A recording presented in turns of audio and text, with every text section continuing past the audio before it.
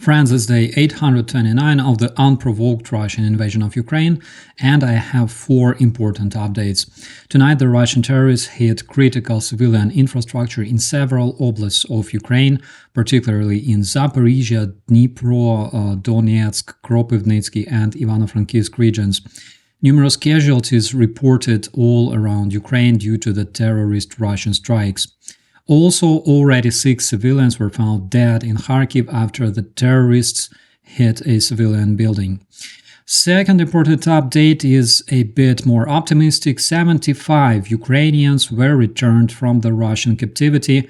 Among them were 4 civilians. As you probably understand, Russian terrorists take quite a lot of civilian hostages because they are terrorists. Conventional army doesn't take civilian hostages, and of course it doesn't kidnap children because it's prohibited by the internationally recognized rules of war that the Russian terrorists give absolutely no damn about.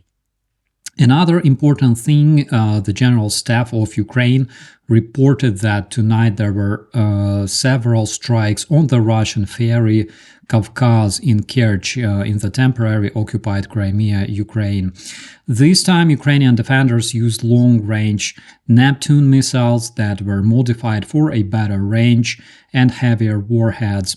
In 2022, successful attack involving 2 Ukrainian Neptune missiles brought an end to the Russian warship Moskva, the flagship of the Russian Black Sea Fleet, which, by the way, lost 1/3 of its ships in less than 2 years to a country which has never been a significant naval power. Apparently, Ukrainian military industry managed to set up production of the Neptune missiles and modernize them despite all the terror Russian attempts to raise the Ukrainian infrastructure.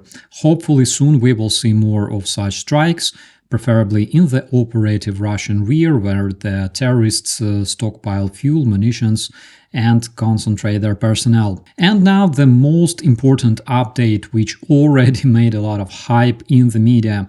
The US approved strikes on the military targets located on the Russian territory to protect Kharkiv and Sumy oblasts.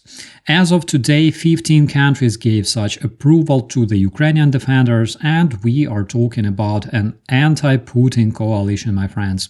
And these are just 15 out of 141 countries of the world that condemned the Russian invasion of Ukraine. Hopefully the rest of the Ukrainian supporters will join their efforts against the Russian terrorism. The US approved utilizing GMLRS rockets, HIMARS systems, and different kinds of artillery.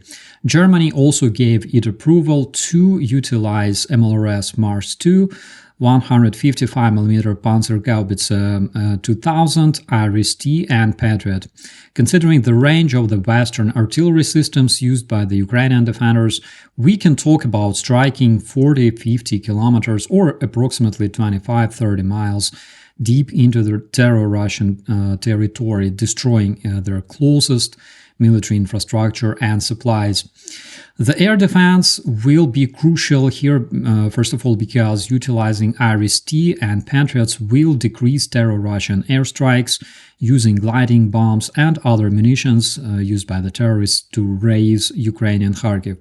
Second, the Russian invaders gained significant control of the skies around Kharkiv using their operative reconnaissance drones. This means that we will see more of the Russian drones being utilized in this area very soon, because the terrorists will attempt to destroy the key air defense systems used by the Ukrainian defenders.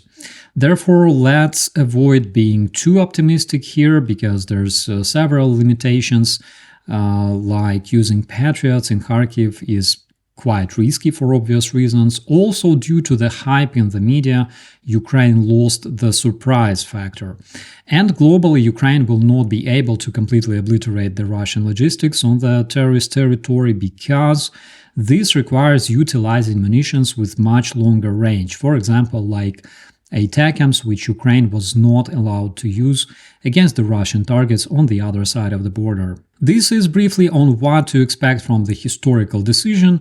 Probably soon situation will change, of course, because the Russian aggression only results in increasing international military support for Ukraine, and when you have such a big country as Russia with a GDP smaller than in Italy or Texas, it means the Russian economy will not last long, despite all efforts. Which is bad, of course, because the Russian population will have to somehow pay out reparations to Ukraine after Putin is gone. With that, my friends, I wish you all a beautiful day. I'm Operator Starsky. As always, be safe.